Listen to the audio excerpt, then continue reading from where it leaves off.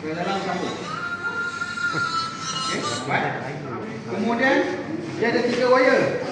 Tinggal lagi balance 2 wire hitam dan merah.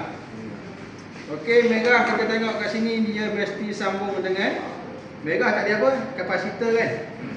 Merah kapasitor kebiasaannya bila kapasitor merah, sini wire merah dia pakai coil dalam. Okey, yang tinggal luar ni adalah wire hitam.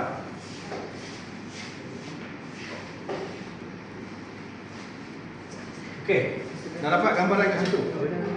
Okey. Bila dah dapat, awak boleh potong. Ini sikit potong pula. Kalau potong berjaya, maksudnya awak boleh lah.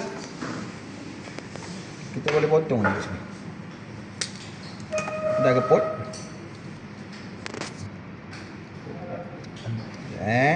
Main-main. Ini dah cair dah ni.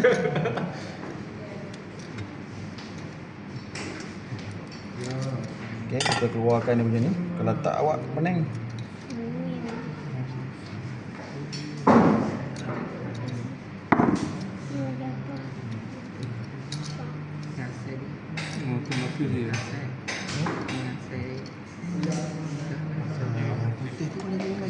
Ada buang, kita tak boleh pakai. Tak payah nak pening-pening. Okay. Ini dah tinggal sini. Okey, kemudian yang ini putih-putih dia looping sini tadi kan? Lepas kita potong je lah kat sini. Kemudian tinggal wire. Ini starting wire merah, ini starting. Ini dah putus ni. Untuk dalam sini. Kemudian untuk running yang wire hitam.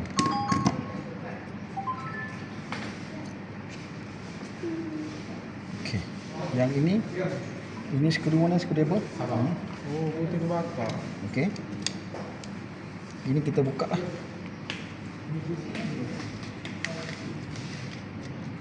Okey, buka.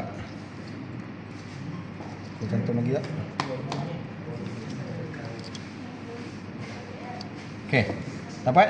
Dapat macam ni. Kalau agak-agak wire ni tak boleh pakai, awak masuk wire baru. Tapi kena ingat lah. Okey.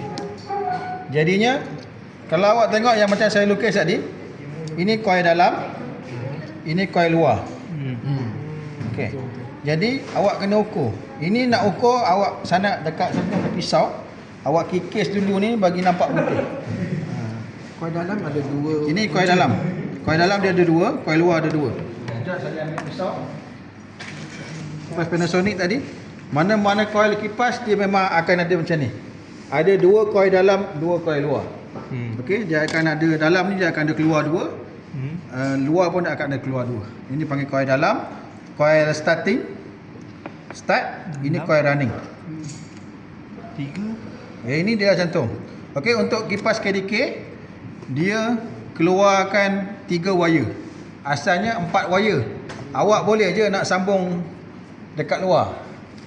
Tak ada masalah. Kalau awak tak nak sambung macam ni, awak nak pecahkan sini, awak keluarkan 4 wire, sambung daripada luar. Pun boleh, tak ada masalah. Atas kreativiti awak lah. Okey. Kalau andai kata kalau sini tak terbakar, awak ukur fuse ni.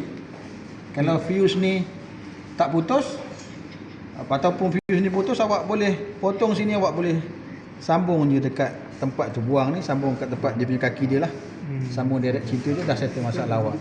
Tak payah nak pening untuk masalah. Untuk case ni cuba awak ukur fuse putus ke tak.